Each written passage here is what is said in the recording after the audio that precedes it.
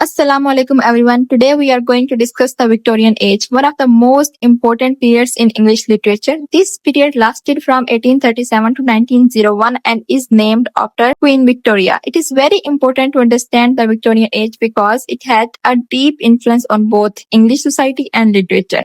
Moreover Victorian age को अक्सर an age of progress and contradictions कहा जाता है, यानी एक तरफ सोसाइटी रैपिडली डेवलप कर रही थी, साइंस और इंडस्ट्री जो है वो ग्रो कर रही थी, लेकिन दूसरी तरफ पॉवर्टी, क्लास डिफरेंसेस और सोशल प्रॉब्लम से बढ़ रहे थे। इसीलिए विक्टोरियन लिटरेचर में हमें दोनों चीजें नजर आती हैं, hope and anxiety, progress and problems.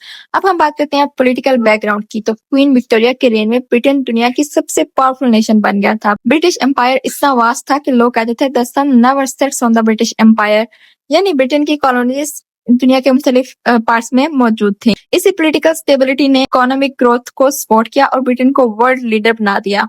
And Victorians were very proud of their nation and believed that Britain was a symbol of civilization, progress and success.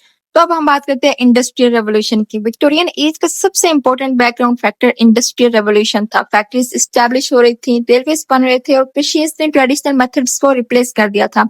On one hand industry ने production increase कर दी और economy strong हुई। On the other hand workers की life बहुत difficult थी। बहुत से labours factories में 12 to 14 आवर्स काम करते थे। चाइल्ड लेबर भी बहुत कॉमन था और वर्किंग कंडीशंस अनसेफ होती थी। इस वजह से विक्टोरियन राइटर्स ने पुअर क्लास और वर्किंग क्लास के इश्यूज को अपनी राइटिंग्स में हाईलाइट किया। अब हम बात करते हैं साइंटिफिक बैकग्राउंड की। विक्टोरियन एज साइंस की रैपिड डेवलपमेंट का भी दौर था। सबसे इंपॉर्टेंट साइंटिस्ट चार्ल्स डार्विन था। 1859 में उसने अपनी famous book on the origin of species publish की। डार्विन ने थ्योरी ऑफ एवोल्यूशन दी और सजेस्ट किया कि ह्यूमन बींग्स ग्रेजुअली इवॉल्व हुए हैं। ये थ्योरी ट्रेडिशनल क्रिश्चियन बिलीफ्स के लिए एक चैलेंज थी। As a result many Victorians experience a crisis of faith. लोग सोचने लगे शुड वी बिलीव रिलीजन और साइंस। इसी कॉन्फ्लिक्ट को विक्टोरियन पोएट्री और नॉवेल्स में फ्रीक्वेंटली डिस्कस किया गया है। अब हम बात करते हैं सोशल बैकग्राउंड की। विक्टोरियन सोसाइटी मोरालिटी और रिस्पेक्टेबिलिटी को बहुत इंपॉर्टेंस देती थी। People believed in hard work, honesty, discipline and family values.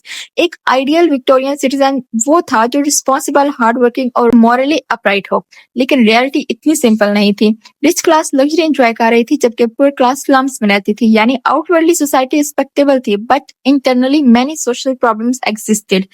इस सोशल हिपोक्रेसी को विक्टोरियन राइटर्स ने एक्सपोज किया। अब हम विक्टोरियन लिटरेचर की बात करें तो विक्टोरियन एज में किस टाइप का लिटरेचर प्रोड्यूस किया गया, तो विक्टोरियन लिटरेचर को जनरली रियलिस्टिक लिटरेचर कहा जाता है। रोमांटिक राइटर्स इमेजिनेशन और इमोशंस पर फोकस करते थे, लेकिन Victorian writers real life problems को डिस्कस करते थे। They wanted literature to educate society and bring social reform. तो उनकी राइटिंग्स के जो मेजर थीम्स थे वो ये थे poverty and social injustice, industrialisation, class conflict, morality, religion versus science, human suffering, social reform।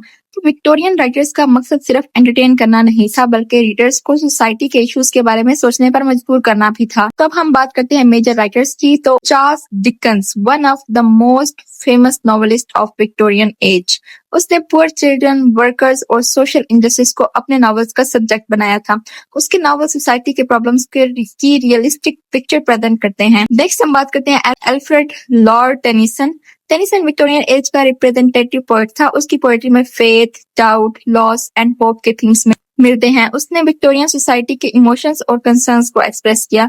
Next हम बात करते हैं रॉबर्ट ब्राउनिंग की। रॉबर्ट ब्राउनिंग ड्रामेटिक मोनोलॉग के लिए फेमस है। उसने ह्यूमन साइकोलॉजी और कैरेक्टर्स के इनर थॉट्स को एक्सप्लोर किया। नेक्स्ट हम बात करते हैं थॉमस हार्डी। थॉमस हार्डी ने रूरल लाइफ और ऑर्डिनरी पीपल के स्ट्रगल्स को डिपिक्ट किया। उसकी राइटिंग में फेथ और सफरिंग के थीम्स बहुत कॉमन है। Now let's discuss the characteristics of Victorian literature. Exam के लिए पॉइंट्स बहुत इंपॉर्टेंट है। फर्स्ट है realism. Victorian writers real life को पोर्ट्रे करते हैं, फैंटेसी को नहीं। नेक्स्ट है social criticism. They criticise poverty, inequality and social problems. Next है मॉरल पर्पस। लिटरेचर को मॉरल लेसन और सोशल इंप्रूवमेंट का टूल समझा जाता था। फोर्थ पे है डिटेल्ड डिस्क्रिप्शन। नॉवेल्स में कैरेक्टर्स और सेटिंग्स की डिटेल्ड डिस्क्रिप्शन मिलती है। फिफ्थ पे है conflict between faith and science. Science और रिलीजन के कॉन्फ्लिक्ट को फ्रीक्वेंटली डिस्कस किया गया।